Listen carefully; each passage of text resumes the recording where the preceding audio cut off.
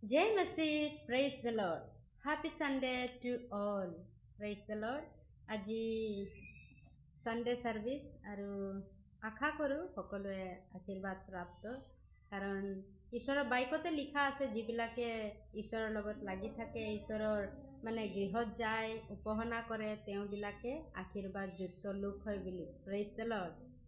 আৰু সঁচাকে আৰু যিমানে গৈছে তেওঁলোকে আশীৰ্বাদ প্ৰাপ্ত বুলি মই বিশ্বাস কৰিছোঁ praise the Lord প্ৰিয়সকল আহক আমি এটা বাইকো আমি চাওঁ যোহন 8 অধ্যায় 44 পদত এইদৰে কৈছে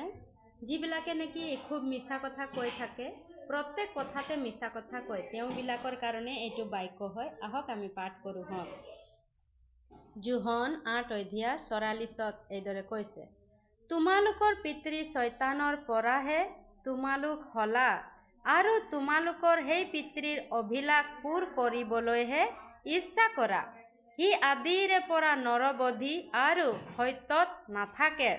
কিয়নো তাৰ সত্য নাই সি যেতিয়া মিছা কয়